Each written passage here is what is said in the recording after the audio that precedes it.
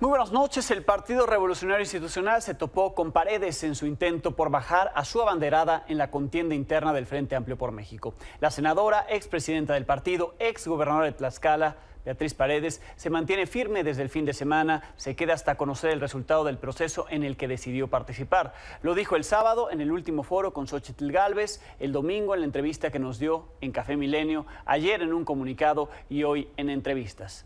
Al dirigente nacional del PRI, Alejandro Moreno, no le quedó más que, por el momento, mostrar su apoyo a ambas finalistas. En el PAN dicen que respetan lo que los priistas resuelvan.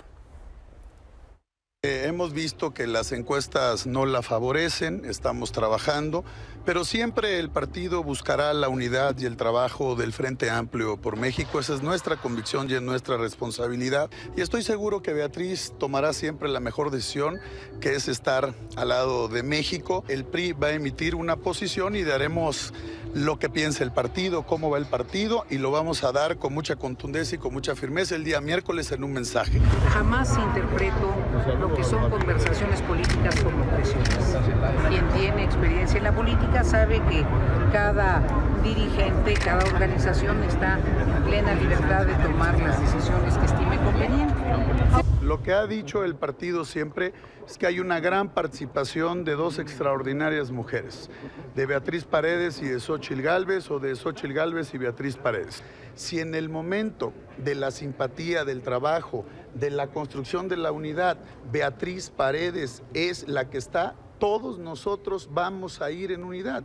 Y lo he dicho claro, si en el momento, en la decisión, en la construcción del proyecto, de la fortaleza, de generar unidad, acuerdo y consenso, es Xóchitl Gálvez, el PRI va a ir unido todos a apoyar, porque lo que necesitamos es ir juntos todos.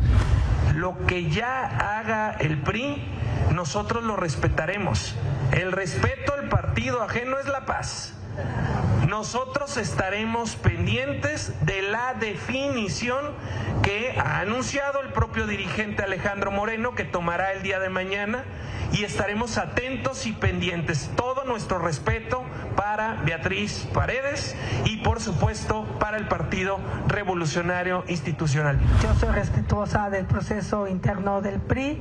Yo estoy lista para el domingo 3. Lo que quiero es que le vaya bien a México, veamos cómo le va bien a México, y no tengo duda que Morena se está frotando las manos también para ver qué desmadre nos hace, pero aquí estamos listas. ¿Va a declinar por Xóchitl Gálvez? He señalado en repetidas ocasiones que vamos a esperar los resultados. Así es como el PRI se topó con Paredes, pero sigue en pie la reunión de mañana donde supuestamente tomarán una decisión. Y como veíamos, Beatriz Paredes hoy dijo que esperará hasta conocer los resultados de las encuestas oficiales, las que realiza el Frente Amplio por México, el comité organizador, con dos encuestas, una telefónica, otra en domicilios. Mismas que, por cierto, de acuerdo con los lineamientos establecidos por el comité organizador del Frente, terminan de realizar mañana mismo, el mismo día en que el PRI decidirá si sigue o no con su abanderada. Hasta ahora la votación del domingo sigue en pie. El Comité del Frente Amplio por México presentó estas papeletas, actas, carteles, crayones que se utilizarán. En los carteles de resultados, por ejemplo, se puede ver las fotos, las dos aspirantes. En el lado izquierdo está Xóchitl Gálvez, en el lado derecho está Beatriz Paredes. Abajo, los espacios donde estarán anotados los votos que obtuvieron u obtendrían si se hace esa votación, número y letra. El ejercicio de la elección de la próxima coordinadora del Frente Amplio por México estaría dividido en dos partes. Primero, esta votación del domingo, para la cual se instalarán 1.200 centros de participación, según nos explicó ayer Arturo Sánchez, integrante de este comité organizador. Ahí participarán más de 2 millones de ciudadanos, que son los que están inscritos en el padrón para participar. La votación representa el 50% del resultado final. El otro 50% se basará en la encuesta que, le digo, se está realizando y, según las reglas del Frente, terminarán de realizar mañana miércoles. Es una encuesta de 2 vías, por teléfono y en domicilio. Esta empezó a realizarse desde el sábado pasado. En más información política, para comprender cómo se desarrolla el levantamiento de las 12.500 encuestas que en Morena se están realizando para definir quién será el coordinador o coordinadora de la defensa de la 4T, es decir, su candidato o candidata presidencial, consultamos al presidente del Consejo Nacional de Morena, Alfonso Durazo, gobernador de Sonora. Aclaró que la pregunta de quién quieres que sea el coordinador solamente estará en la boleta, es decir, no habrá ningún texto adicional. Esa es la boleta. Además de la boleta, una vez que seleccionen quién de esas 6 personas eligen, la encuesta incluye un cuestionario. La boleta vale 75%, como ya se lo hemos informado, el cuestionario vale 25%. El universo es la lista nominal. Al 11 de agosto es de aproximadamente 94 millones de personas. Entrevistarán a 12.500 personas, son 2.500 por cada una de las encuestadoras, la de Morena y las 4 que se están realizando como espejo. El margen de error previsto de estas encuestas es de 1.8%. El diario El País, por cierto, tuvo acceso al cuestionario que acompañará a esta boleta. Son 17 preguntas sociodemográficas y socioeconómicas y una en la cual hay varias preguntas adicionales, son 5 preguntas que valen el 25%. Las otras son para conocer quién es la persona que está respondiendo el cuestionario, pero ahí, en la pregunta 9, están esas 5. ¿Cuál es su opinión sobre esa persona? La que ya tacharon previamente en la boleta. ¿Qué tan honesto o honesta considera que es?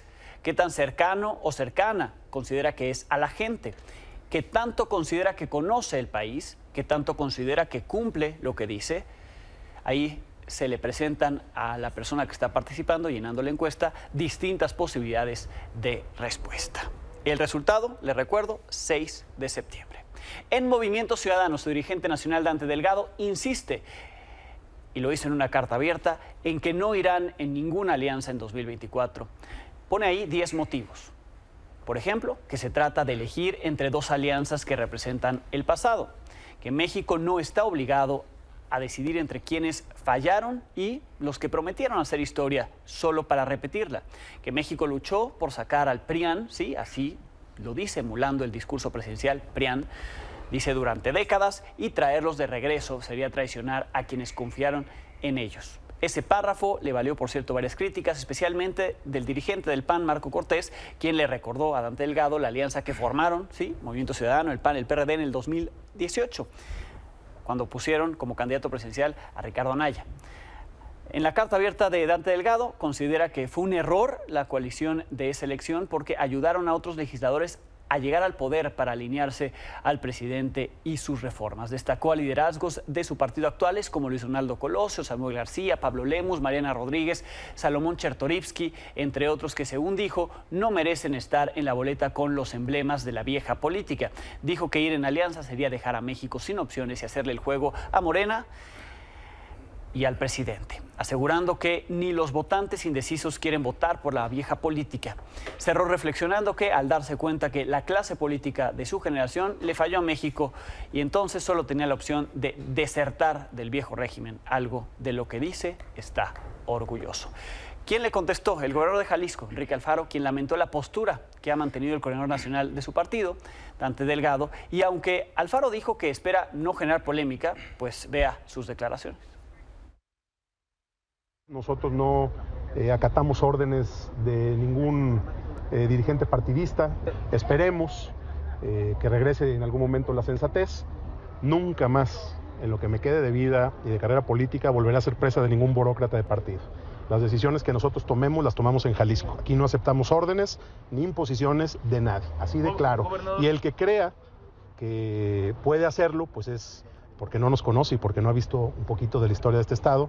Lamento mucho lo que está pasando con Dante, porque de verdad es un hombre al que yo le tengo aprecio. Lo veo fuera de control y declarando cosas de manera muy desesperada. Ojalá recapacite, ojalá reconsidere.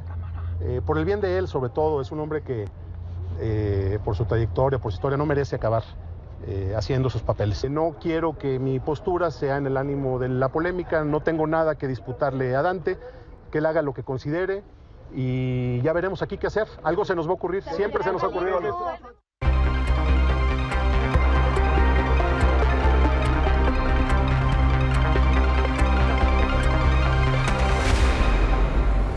Llegamos a la etapa final de este proceso en el cual, de un lado, el Frente Amplio por México está definiendo si es Xochitl Gálvez o Beatriz Paredes su próxima candidata presidencial, y el lado de Morena, si entre los 6 participantes está, ¿no? Si nada cambia, será Claudia Sheinbaum y Xochitl Gálvez. Bienvenido, Abraham. Bienvenido, Paul.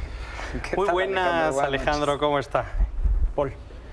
Bueno, pues efectivamente coincido. México tendrá la primera mujer presidenta de la República. Falta ver nada más que termine este proceso del Frente Amplio por México. Y me llama mucho la atención que hoy se ha dado un debate enorme sobre las declaraciones que dio Alito el día de ayer, pero porque pareciera que no estamos acostumbrados a que los políticos contesten de manera directa, de manera concreta, y siempre se anden sobre las ramas. Ayer fue muy concreto y en un principio de realidad el presidente del PRI dice: hoy las encuestas no nos favorecen. ¿Qué encuestas? Bueno, pues son públicas y todos tenemos acceso a ellas a través de los medios de comunicación. Entonces, es un principio de realidad reconocer esto. Y segundo, lo cual verdaderamente hace mucho tiempo no pasaba, que se va a tomar una decisión democrática al interior, no una decisión unilateral de parte de la dirigencia, sino convocar a todos los comités estatales, actores, toda la clase política priista para tomar una decisión de qué vamos a hacer hacia adelante, qué rumbo va a tomar el PRI hacia adelante en esta elección. Abraham, en Morena nadie se está... Yo no sé por qué se sorprenden de que la gente pues se extrañe o se salte de que Alito diga la verdad. Por supuesto que es sorprendente que Alito diga la verdad. Lleva sin hacerlo toda su carrera política. La interna de Morena ha sido muy interesante porque tenía 2 objetivos fundamentales. El primero, volver a las calles, de donde nace este movimiento, ampliar la base social, estar con la gente, compartir los logros de la Cuarta Transformación. Y en segundo lugar, y de manera evidente, resolver cuál será la continuidad de la Cuarta Transformación en el próximo sexenio.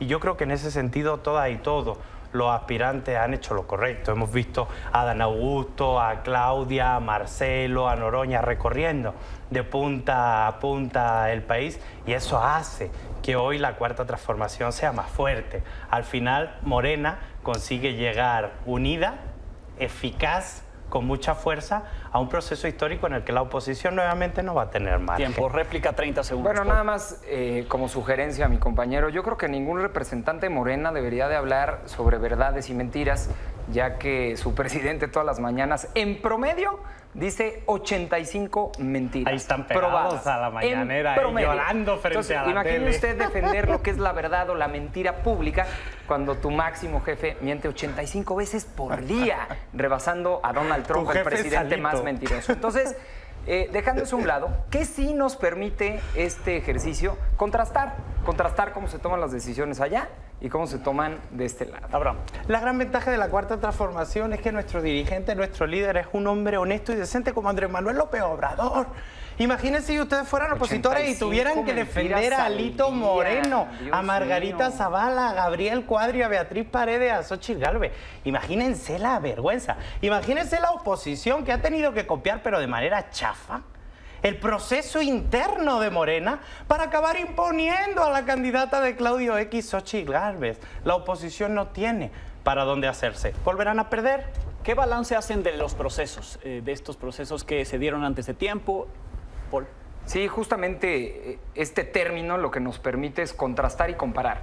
Por un lado, violando toda normatividad electoral, haciendo campañas anticipadas en todo el país, gastando millones de pesos en mítines, en acarreos, etcétera, pero sin contraste de ideas, sin propuestas, sin saber qué quieren para México, qué cambiarían, solamente placeándose. Del otro lado, estos 5 foros ciudadanos que nos permitieron contrastar no solamente a las personas, en este caso a Beatriz Paredes, a Xochitl Gálvez, sino también las ideas. ¿Qué quieren para México? ¿Cuál es el diagnóstico de país que tienen? Y sobre todo la propuesta de solución ante los problemas. Abraham, es que en la Cuarta Transformación estamos conformes con el rumbo que ha tomado el país. Creemos en los programas sociales, creemos en la lucha anticorrupción, creemos en el combate a la pobreza. En cambio, del lado opositor, que podrían haber aprovechado para presentar un proyecto alternativo de nación, lo único que escuchamos fue la propuesta de Vicente Fox de que volvieran las pensiones para los expresidentes. y vimos hacer el ridículo a Santiago Krill, a Cabeza de Vaca como coordinador de seguridad de la oposición. No hemos encontrado nada en el lado del frente. En Morena hay un proyecto de país. En la oposición está Vicente Fox diciendo que vuelvan las pensiones para expresidentes. ¿Y la postura de MC? Qué delicado, solamente como paréntesis, escuchar que están conformes con cómo llevan al país. Yo le pregunto a la gente que hoy nos ve en este programa si están conformes con la violencia, con que maten a 100 personas al día en este país, con que asesinen a los periodistas que de manera libre quieren darnos información, con que haya hoy 50 millones de mexicanos que no tienen acceso a servicios de salud. Con eso están conformes. Imagínese usted la poca autocrítica que hay sobre los problemas que aquejan a nuestro país todos los días y que nos duelen. Pero bueno, siguen en este mundo rosa recorriendo el país. Sobre Movimiento Ciudadano, Alejandro, que me preguntabas, tienen que tomar una decisión y la tienen que tomar pronto. Saben, y así están los números reflejados, que de seguir en esta corriente de intentar dividir a la oposición, pues lo único que van a hacer es garantizar el triunfo de Morena al dividir a los que estamos en contra de este régimen. Entonces, yo creo que lo que está haciendo el gobernador Alfaro no solamente es valiente, sino bastante responsable, porque están poniendo intereses personales al país, al bien de México y a que cambie de una vez por todas este ciclo de inseguridad, de falta de salud, de falta de educación en el que nos tiene Morena. Habrá un minuto de cierre con esto que preguntaba de MC. Paul, que en la cuarta transformación nos conformamos con poco, y es curioso, porque sabemos que falta mucho por hacer. El partido de Paul gobernó el sexenio pasado. Nos dejó un país con 100 homicidios al día. Hoy hay 90 homicidios al día. Falta mucho por hacer, pero es mejor que el partido de Paul. Dice que hay mucha pobreza en este país, hay muchísima pobreza en México y nos duele, nos desgarra el alma. Pero hoy hay 8 millones de pobres menos en México gracias al gobierno de Andrés Manuel López Obrador. Son los datos de Coneval. No tienen vergüenza. Ellos creen que los problemas de este país empezaron en 2018. Cuando lo que vino a hacer Andrés Manuel fue poner orden en el desmadre que PRI, PAN, PRD y su aliado Movimiento Ciudadano, que se presentó con ellos en 2018 a las elecciones, con el PAN, dejaron en este país. Así que sí, estamos felices de que siga la cuarta transformación y es un profundo honor estar con Obrador. Gracias, Abraham. Gracias, Alejandro. Bien, vamos a más información del día.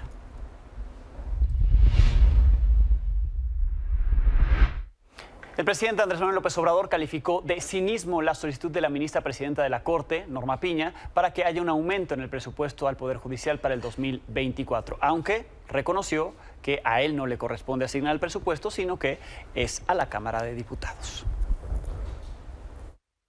Ya es mucho el cinismo de los ministros de la Corte. No quiero generalizar, pero de la mayoría. Y en este caso de la presidenta. No es que les haga falta. Tienen de más porque, además del presupuesto, tiene un fideicomiso de 20,000 millones de pesos. Creo que están solicitando como 80,000 millones. 84,000. No depende de mí. O sea, ni siquiera me pueden echar la culpa de que yo les recorté el presupuesto. Porque es facultad del Congreso. Ante estas declaraciones, jueces y magistrados federales cerraron filas con la ministra presidenta de la Corte, Norma Piña. En un comunicado informaron que el presupuesto es indispensable para garantizar la independencia del Poder Judicial, por lo que respaldaron la solicitud del aumento. Indicaron que de los 84,000 millones de pesos que requiere el Poder Judicial, el 88% va para el Consejo de la Judicatura, el 7.2% para la Suprema Corte y 4.6% para el Tribunal Electoral. Entre otros proyectos, el dinero se tiene contemplado para instalar 6 centros de justicia penal y la creación de tribunales laborales federales. En más información, Joaquín El Chapo Guzmán pidió al juez Brian Cogan, el que lleva su caso, el que lo sentenció, permitir que su esposa, Emma Coronel, y sus 2 hijas gemelas lo visiten en la prisión de supermáxima seguridad. Está en Florence, en Colorado. En esta carta que le presento en pantalla, el Chapo argumenta que ya no implicaría ningún riesgo de seguridad o amenaza para el caso criminal. En la carta enviada al al juez, el Chapo detalla que al haber concluido el caso en su contra y sin audiencias programadas, la visita no representaría riesgo alguno. En la misma carta asegura que su esposa y sus hijas son los únicos familiares que pueden verlo, ya que su madre y sus hermanas no tienen una visa de Estados Unidos. Sobre las restricciones con las que vive Joaquín Guzmán Loera en esa cárcel, platiqué hace apenas unas semanas con su abogada, con Mariel Colón, y esto me decía al respecto de quiénes o con quiénes se puede comunicar desde prisión y quiénes lo pueden visitar. Hasta hoy, Emma Coronel, de hecho, desde que fue extraditado de México a Estados Unidos, Emma Coronel no lo ha podido visitar, no puede, así lo delimita lo que resolvieron las autoridades judiciales de Estados Unidos, pero sus hijas sí han podido verlo, por lo que esta solicitud que hace en este texto, que, insisto, está en su pantalla, pues lo que quiere el Chapo es que una vez que se deslinde por completo el proceso judicial que tiene Emma Coronel actualmente en prisión domiciliaria, le permita ir a visitarlo. Recordemos lo que me explicaba Mariel Colón, su abogada, al respecto de estas limitantes. Con quien único él puede hablar es con sus dos hijas menores por teléfono, sus gemelas, por teléfono 2 veces al mes. 2 llamadas de 15 minutos, es decir, 30 minutos al mes, mientras que el resto de los presos tienen 300 minutos al mes para hablar con sus familiares y no están restringidos, ¿verdad?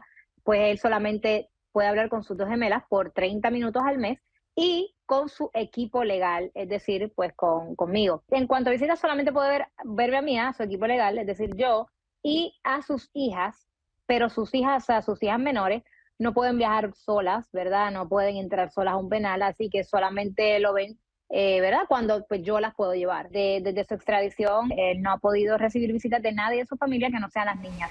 Y en temas relacionados con el Chapo, uno de sus hijos, Iván Archibaldo Guzmán Salazar, el Chapito, comenzó a figurar en la lista de los 10 más buscados de la Administración para el Control de Drogas, la DEA, allá en Estados Unidos, es decir, desplazando a otros líderes criminales. Ninguno de sus hermanos se encuentra en esta lista.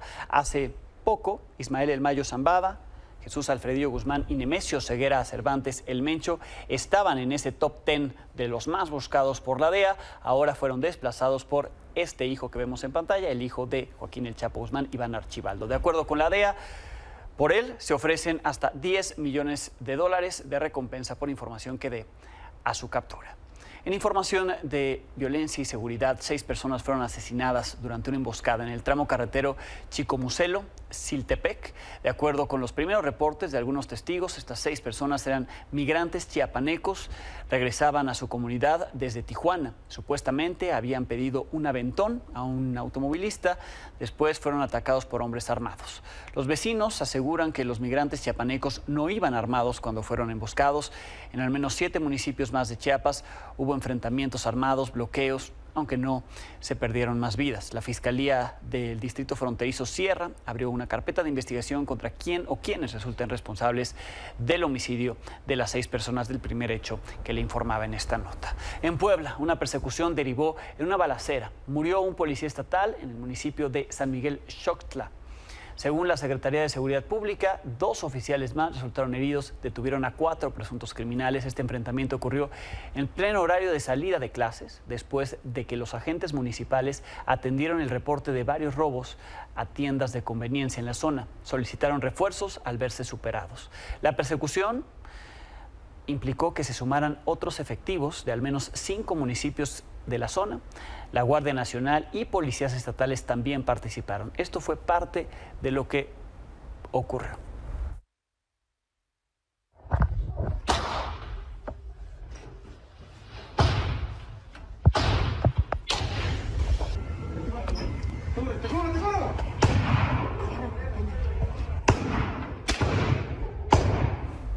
Pausa y volvemos.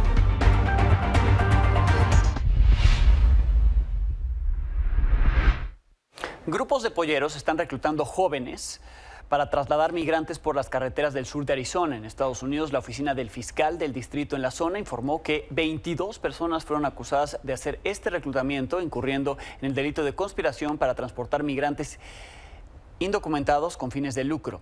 En caso de ser encontrados culpables, podrían pasar hasta 10 años en prisión, deberán pagar una multa de $250,000. Llama la atención que este reclutamiento lo están haciendo en redes sociales. Ahí vemos, por ejemplo, una de las publicaciones que hacen para que estos jóvenes se presten a trasladar migrantes, lo cual pues está penado por las leyes de Estados Unidos, migrantes indocumentados.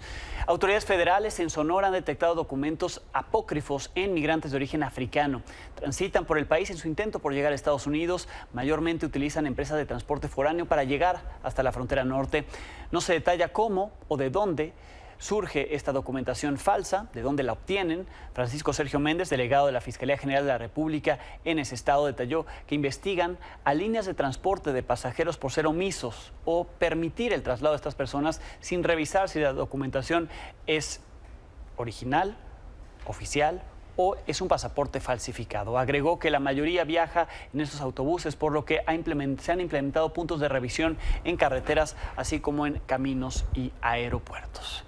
Una migrante salvadoreña acusó que funcionarios del DIF intentaron extorsionarla para supuestamente evitar la repatriación de su hija. Denunció que los funcionarios que le hicieron esto estaban protegidos. Además, este no es el único caso registrado en el DIF. Aquí los detalles. Hace un mes, una madre migrante salvadoreña que se encuentra en Estados Unidos denunció que 2 funcionarios del Sistema Nacional para el Desarrollo Integral de la Familia, DIF, le extorsionaron con $3,000 para evitar que su hija de 12 años, actualmente bajo su custodia, sea deportada a El Salvador. Y desde el DIF, uno de ellos ha sido intocable. La hija de la mujer se encuentra en el albergue Graciela Subirán Villarreal, al sur de la Ciudad de México.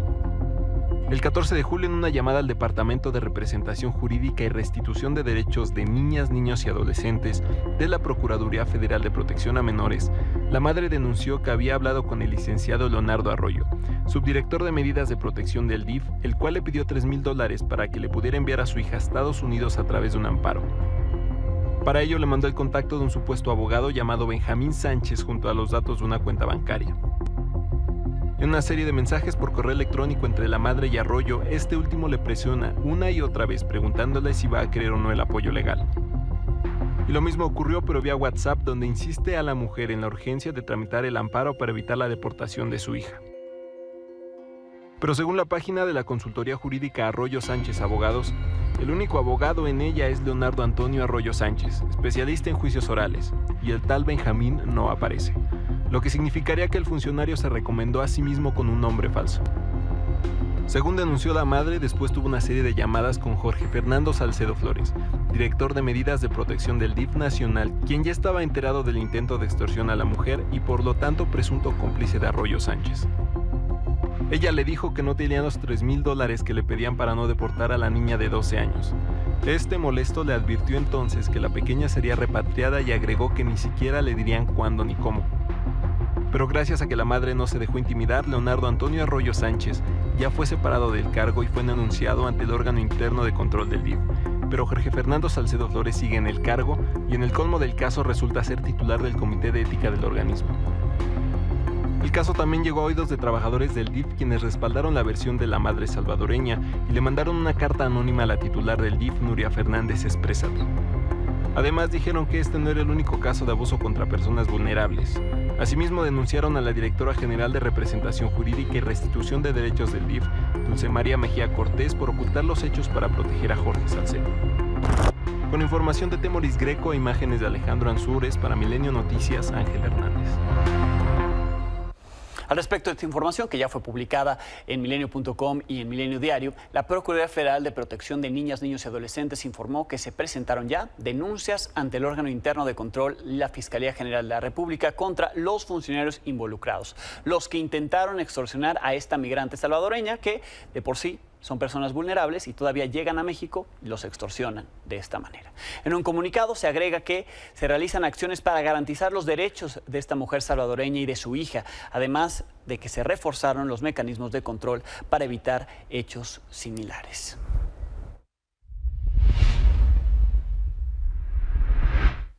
El expresidente de Estados Unidos y aspirante a regresar a la presidencia de ese país, Donald Trump, arremetió contra quien es su contrincante y en las encuestas van prácticamente empatados, Joe Biden. Trump lo criticó en un video que subió a sus redes sociales. Dijo que las políticas de Biden llevarán a ese país a la tercera guerra mundial porque dijo que Biden está enojado. Veamos. Crooked Joe Biden is not only dumb and incompetent, I believe that he has gone mad, a stark, raving lunatic with his horrible and country-threatening environmental open borders and DOJ, FBI weaponization policies. He is a mental catastrophe that is leading our country to hell. We'll end up in World War III because of this man, and for no reason whatsoever. Thank you. En más información de Estados Unidos, el Centro Nacional de Huracanes de ese país advirtió que llegará a tierra el huracán Idalia. Es categoría 2, pero se prevé que alcance la categoría 4 al llegar a tierra. Advierten que se está fortaleciendo, se pronostica que se convierta en este huracán categoría 4, extremadamente peligroso, así se le considera al tocar tierra. Tocará en la región del Big Bend, en Florida. Una inundación catastrófica podría generarse por ya una marejada ciclónica, es decir, lo que rodea a ese huracán ya está generando esa marejada ciclónica. Veamos el reporte desde la zona donde impactará este huracán con Masiret Bereni, reportera de Telemundo en Florida. Saludos desde Clearwater, una de las principales zonas de evacuación, en donde ya las condiciones del tiempo comienzan a deteriorarse, avisando que Idalia cada vez está más cerca de la costa oeste de la Florida. Fuertes ráfagas de vientos y lluvias desde ya mantienen a muchos en casa. Aquí la preocupación es real y miles de familias, al igual que esta, se preparan para vivir de cerca la furia de Idalia. Mi familia está muy asustada. No estamos esperando que golpee nuestra casa muy fuerte, pero hay que estar preparados. Fuertes ráfagas de viento y lluvias avisan la llegada de este huracán que se espera siga cobrando fuerza mientras se desplaza en aguas del Golfo de México. Este será un huracán mayor, dijo el gobernador Ron DeSantis en conferencia de prensa, mientras la directora de FEMA hizo énfasis en una de las principales amenazas de este sistema, las marejadas ciclónicas. Muy pocas personas pueden sobrevivir estando en camino de una gran marejada ciclónica, y esa tormenta será mortal si no salimos de la zona de peligro y la tomamos en serio. Y es que según la portavoz del condado Pinellas, el agua va a tener 7 pies. Una persona promedio medirá tal vez entre 5 o 6 pies, así es que el agua va a estar por encima de usted. Así luce Idalia desde la Estación Espacial Internacional, y ante este preocupante panorama, 1.100 miembros de la Guardia Nacional ya fueron activados junto a brigadas de distintos estados que están listas para responder a la emergencia.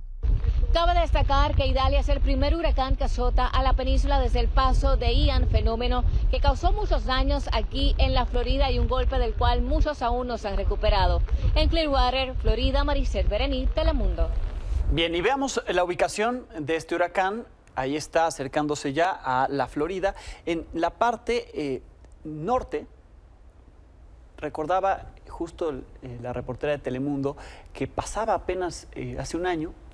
Llegó Ian un poco más al sur. Ocurre a 11 meses de que fue azotada por ese huracán Ian. Alcanzó la categoría 4 también, es decir, el impacto podría ser similar. Recordemos que estuvimos en esa zona de desastre donde murieron más de 150 personas. Los daños se calcularon entre 50.000 y 100.000 millones de dólares, de acuerdo con las empresas de seguros. Y lo que ocurrió, y escuchamos también a las autoridades, en ese entonces con Ian, la gente se quedó en sus casas a pesar de los llamados a evacuar. Por eso es que se insiste por parte de las autoridades de Estados Unidos en que la gente por donde va a pasar el huracán y por donde están ya las ráfagas, ¿no?, de viento, esta marejada ciclónica, salgan de la zona, porque si no, pues es mortal lo que podría ocurrir. Eso es Ian hace 11 meses y pues ya va en camino para Florida. Idalia. Pausa, volvemos.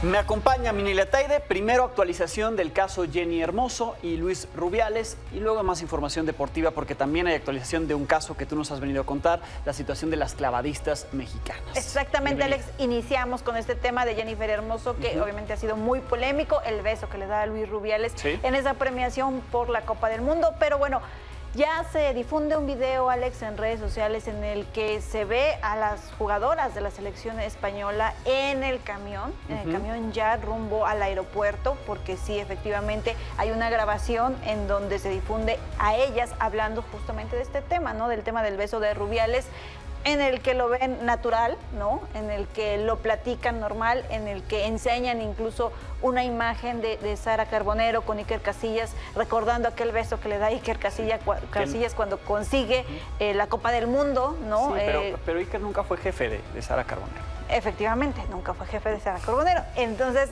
justo ellas lo que hacen es recrear o poner esa imagen con la de Jenny Hermoso, ¿no? En ese instante. Entonces, este es el video que se está difundiendo y el que en su momento, y se dice, Luis Rubiales presentaría a la FIFA como prueba de que fue consensuado. Sí, un conjunto de imágenes que han salido desde hace unos días, ¿no? Lo que ocurrió en el vestidor, lo que ocurre ahora en este camión, ¿no? Como si con esto se buscara decir que ella estuvo de acuerdo.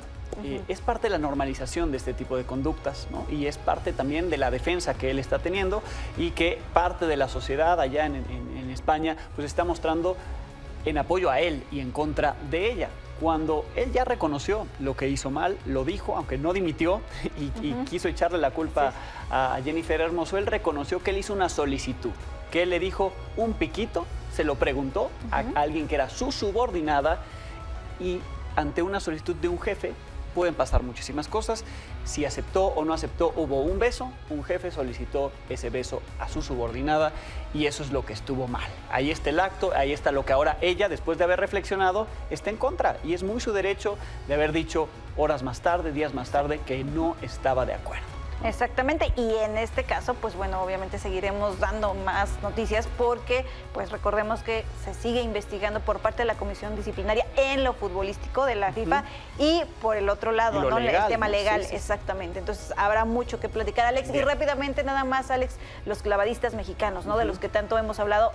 Recién ya interpusieron una demanda por la vía legal justamente contra la CONADE para solicitar sus becas, que se les reintegre. Recordemos que el equipo de natación artística ya lo ganó, ¿no? En su momento, ya lo ganó, ya le están dando, están con el mismo abogado incluso, entonces están haciendo la misma estrategia. Únicamente tenían que terminar su participación en el Mundial de Fukuoka, Japón. ¿Por qué? Porque ellos tenían que decir, aquí están los resultados, ahora sí, estoy exigiendo mi beca a través de estos resultados del Mundial. Y bueno, ahí vemos imágenes nada más de las actrices Carla Souza y Marta Gareda, quienes los apoyaron económicamente, ¿no? Para que fueran al Mundial de Fukuoka en Japón, como lo han hecho varios empresarios, ¿no? De manera, la iniciativa privada es la que está apoyando económicamente. Bien, pues ahí está, tienen derecho a sus becas y seguramente de manera retroactiva las recuperarán con esta estrategia legal. Gracias, Mine. Muy buena noche. Gracias a Mine Letede, gracias a ustedes. Los veo mañana, 21 horas.